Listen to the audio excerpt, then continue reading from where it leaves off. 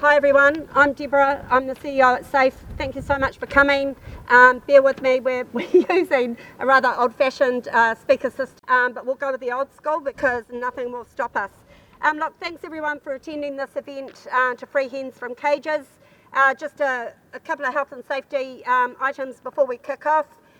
Evacuation, should anything untoward happen, look, essentially follow me or one of the other team up here with the blue SAFE logo on their jackets. Michelle and William are our first aiders here today. If you can put up your hands, please.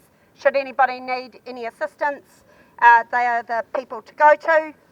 And finally, we ask that everyone is respectful and courteous to one another at this event. If anyone is feeling at risk at any point, see one of the SAFE team wearing the logos once again, or speak to one of the security guards here at Parliament. So today we will be handing over SAFE's petition, which contains almost 37,000 signatures, calling for a ban on colony cages. We're going to be handing the petition over to the Associate Minister of Agriculture, here on my right, who is ultimately responsible for animal welfare, Meka Whaitiri. I would like to acknowledge our speakers here today. SAFE's Head of Campaigns, Jessica Chambers on my left, and Sally Hart from the Franklin Animal Sanctuary. We've also got Green MP Chloe Swarbrick with so many portfolios it would be hard to mention them all here right here today, but perhaps the most important one relevant for today is animal welfare. We've also got Will Appleby on my left, SAFE's Head of Investigations. And I'd really like to acknowledge all of you for turning up to be here today. It's really, really appreciated, and we know the weather was looking a bit dodgy. We did actually expect a larger number of people, but we understand it's difficult for everyone to be here. So SAFE is an animal rights organisation whose mission is to stop the exploitation of animals. We stand here today at the steps of Parliament for the 1.2 million hens who are still confined and trapped in cruel colony cages for egg production. We are very proud of the work that we have done, along with activists and supporters over the years, to have exposed the horrific truth behind the egg industry.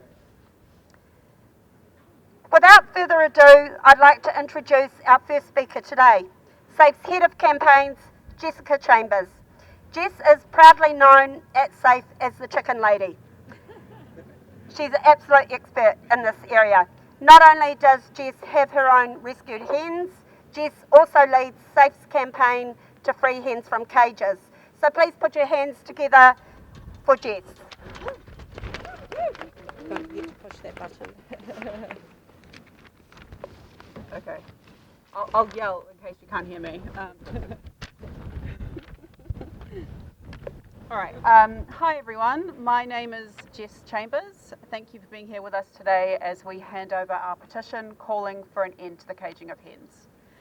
A little over 10 years ago, SAFE was calling for something very similar to what we are asking for today. And even though it took a while, we can stand here with you to celebrate the result. As of the 1st of January this year, every battery cage farm across the country finally shut down. Yeah, great.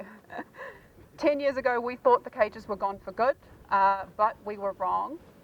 Despite fierce opposition from animal protection organisations and New Zealanders alike, colony cages were introduced to Aotearoa as a supposedly welfare-friendly alternative. What a mistake that was. Since the introduction of colony cages... Oh, you want me to yell louder? Okay. Since the introduction of colony cages, millions of sentient animals have been deprived of their most basic rights, trapped inside cages that have virtually no difference to battery cages. Now, I could stand here and list the many reasons why allowing colony cages into the country was a senseless decision. However, I think today is an opportunity to reflect on past mistakes so that we can move towards a future where farming methods that blatantly breach the legal rights of animals are no longer considered an option. Here in New Zealand, we have what is called the Animal Welfare Act. And this act has some very specific requirements when it comes to the way in which we treat animals. One of them being the freedom to express normal patterns of behaviour. Now, it should go without saying that there is nothing normal about the living conditions inside a colony cage. With up to 80 birds crammed into one cage, each hen only has space about the size of an A4 sheet of paper. They cannot walk freely, they cannot stretch their wings, forage, dust bathe, or rest comfortably. Many suffer from severe feather loss, brittle bones, extreme frustration, boredom, and distress. This isn't a life worth living, it's misery for the sake of selling cheap eggs. Nearly 37,000 people agree that subjecting hens to these living conditions is unacceptable. Over 14,000 emails have been sent to the National Animal Welfare Advisory Committee, the Minister of Agriculture, and the Associate Minister of Agriculture asking for compassion for these animals. An overwhelming number of New Zealand's food service businesses have independently taken action by removing cage eggs from their supply chains.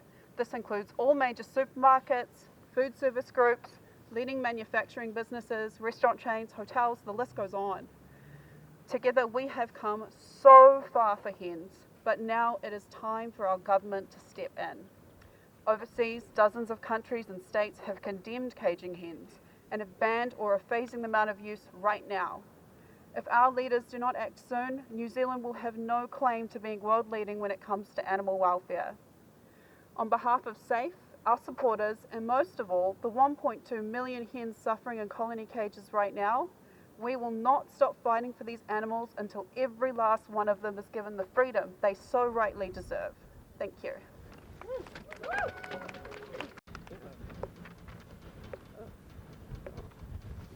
Thank you, Jess, for that. Very, very touching and really appropriate for today. So next up, we've got Sally Hart, who knows more about chickens than most of us here today. Sally has rescued around 20,000 hens, and you heard that figure right, around 20,000. Sally runs the Franklin Farm Sanctuary, a charity south of Tamaki Makaurau, specialising in the rescue, rehabilitation and rehoming of caged hens. Please welcome Sally up for her speech. Thank you.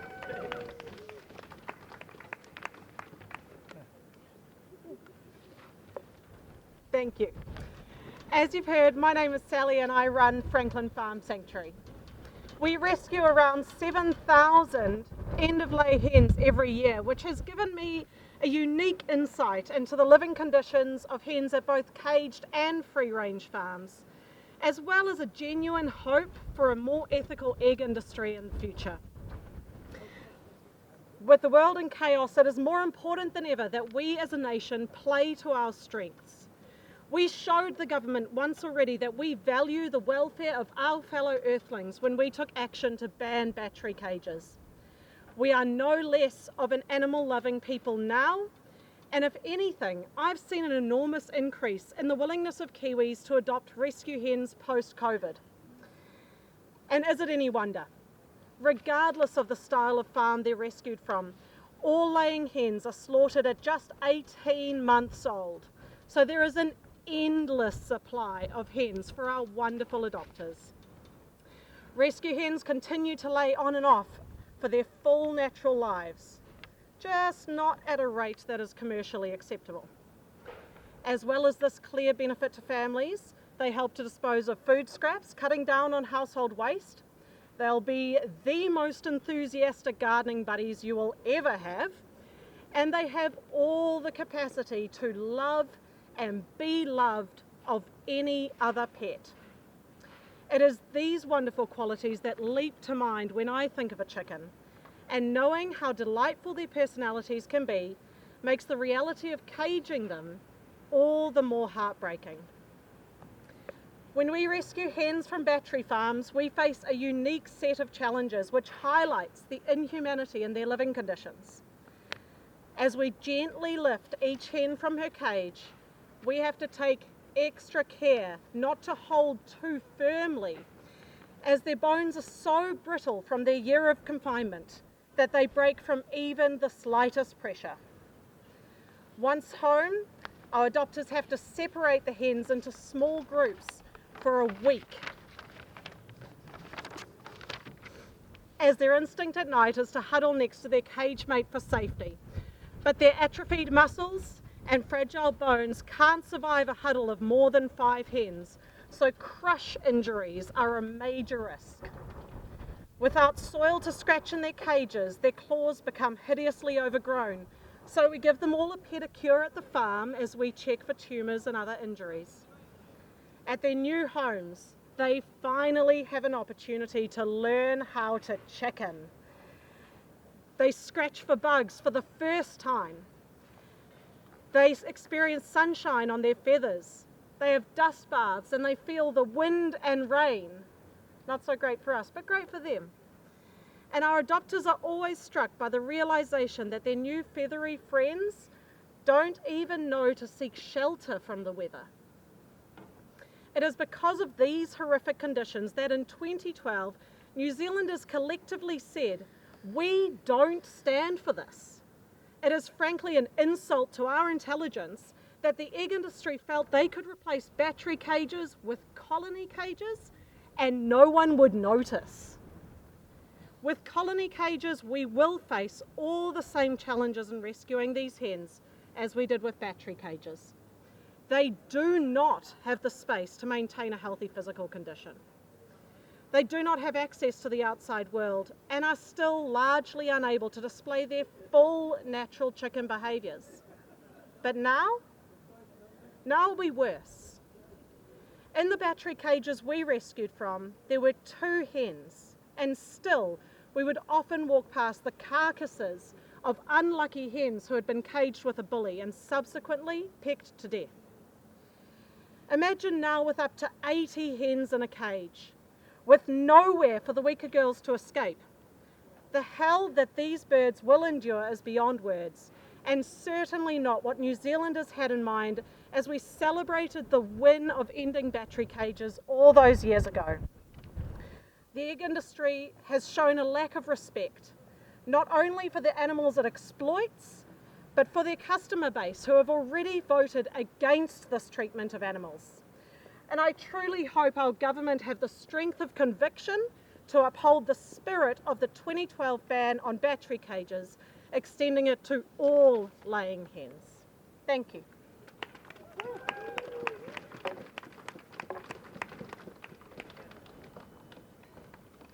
Fantastic. Thank you, Sally.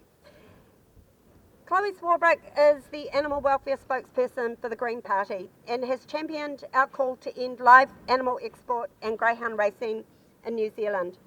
Chloe is also a tireless advocate for numerous other animal issues, as well as climate justice, student wellbeing and drug law reform. We're extremely grateful to Chloe for the support and for attending today's petition handover. Please welcome Chloe. Also, firstly, just wanted to acknowledge my former colleague, Gareth Hughes, who's obviously still very staunchly on the kaupapa, did a lot of mahi in this space in his time in Parliament, and Mojo Mathers before him as well. I'll keep this short because I think politicians have had far too many words on these things and nowhere near enough action. This stuff is not as complicated as is so often made out. It's not 4-dimensional chess, it's a matter of whose side you're on. And ultimately, we know that you can either be on the side of the industry seeking to extract and exploit as much as is possible from living beings, or you can be on the side that I believe most New Zealanders fall on, which is that they believed when we got rid of cages, we got rid of all cages. So I just wanted to echo the sentiments of that sign right there. A cage is still a cage. We have a practice right now in the transition to these colony cages, which is in contravention of our basic law of animal welfare in this country. And we see this time and time again in many of the codes of practice and the way that NAWAC seeks to enable them by virtue of primarily disproportionately consulting with the industry. This stuff can be fixed. It can be fixed with the requisite willpower, and if it's exposed, as SAFE has been doing and working with New Zealanders, nearly 40,000 signing this petition, 37,000 signing this petition, nearly 40,000. What that demonstrates is that you have New Zealanders on side, and the more New Zealanders who come to understand that a cage is still a cage and these practices are still happening will absolutely agree with just how abhorrent those practices are. So you're on the right side of history, and I'm looking forward to our Honourable Minister, Meka Whaitiri, making that happen. Kia ora.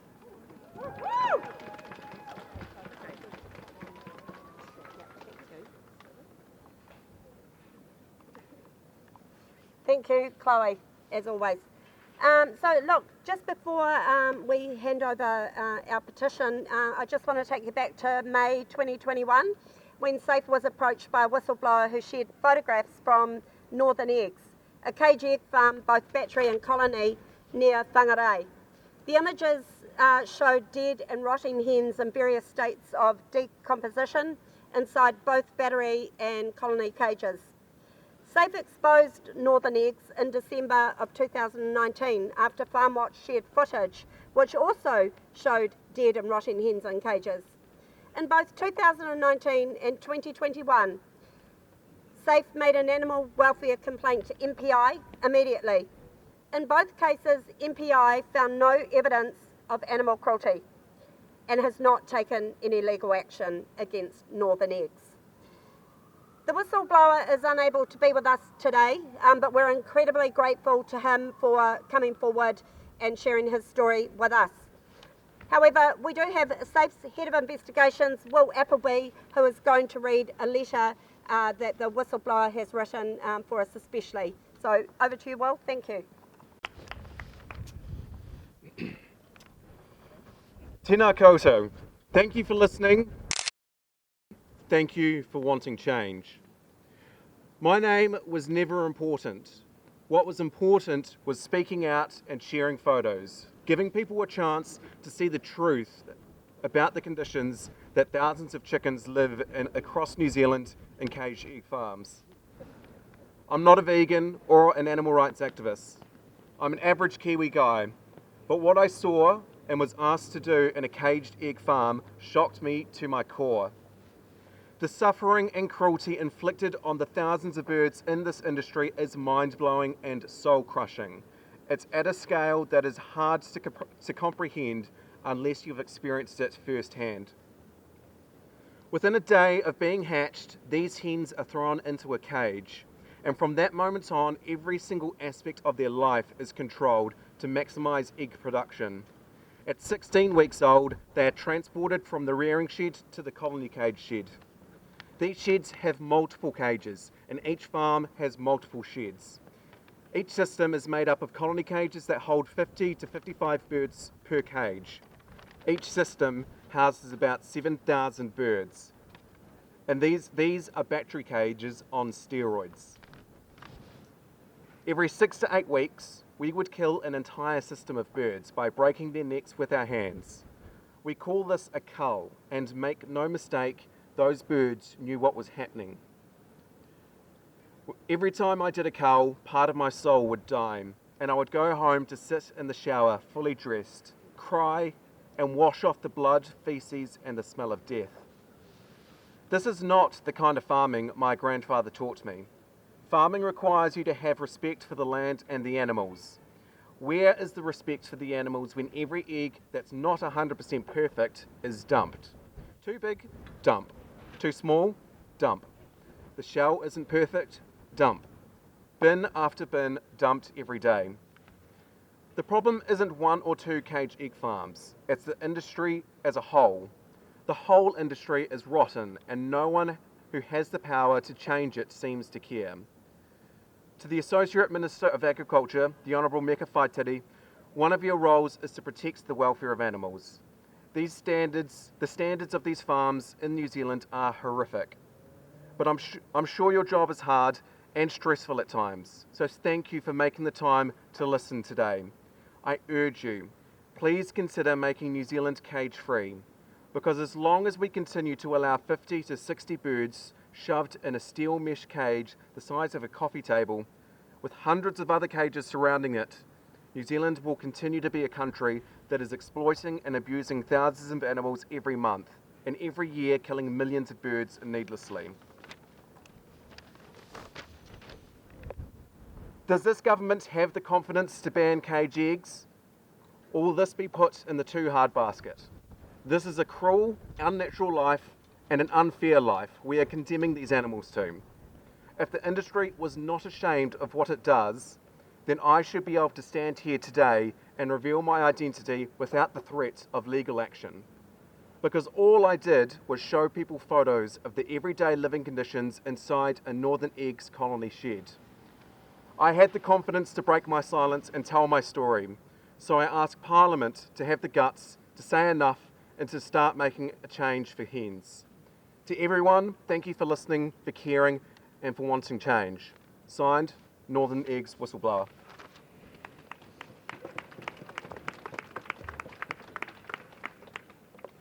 Brilliant, thank you, Will, and thank you to that whistleblower who came forward, and of course we always encourage whistleblowers to come forward, so always very happy to hear from them. Look, as time is ticking along and we're about to hand over the petition to the Honourable Meka Whaitiri, but just before we do, she's going to say a few words, so over to you. Kia ora. Hello, can you hear me? Yep. Welcome, tēnā koutou nau mai hara mai ki tō whare, te whare Paremata o Aotearoa, New Zealand, e te mana whenua, te ati awa, ngā hapu maha, anei ngā aroha, ngā mihi aroha ki a koutou. Hey, welcome everybody, and thank you Deborah, and for all the speakers here. To all those that have participated in this petition, can I acknowledge you, those that are here and those that aren't here, the 37,000 signatures on the elimination of colony cages. I have got a speech here, but I'm not going to read it, because Jessica actually trumped what I wanted to say, that the battery cages were completely eliminated at the beginning of this year, and of course there's further work, like NIWAC are doing a review on layer hens, code of welfare. So I know there's a lot of work, and you've come here to rightly raise a concern around the protection of our chickens in colony cages. So I just want to acknowledge the efforts that SAFE has gone through to present this petition. As the animal welfare, I know there is some really pressing issues in front of us, and it's a job that I take seriously. Of course, I want to also acknowledge Gareth here, because in 2018 I called a national meeting of advocates group up in Manurewa, and we came up with 4 key items. One was around an independent voice, one was about greater transparency, one was about capacity building, and one was investing in this area. Can I report that in the last year's budget, $32 million has gone into animal welfare, and that's around ensuring people are following the rules in the compliance area. But on that short note, I just wanted to say thank you for coming. Thank you for raising this issue. I will be looking forward with great interest on NIWAC's review of the layer hens code of welfare, and I hope to get that sometime this year, and then we'll make decisions. But I know NIWAC will be following both this petition as well as what we do in this space. So with those few words, please can I say thank you for coming out, for everybody. Thank you for SAFE for the work that you do, and I'm committed to ensuring that I uphold the values and the principles of the Animal Welfare Act. Nō reira, e te iwi, tēnā koutou, tēnā tātou katoa.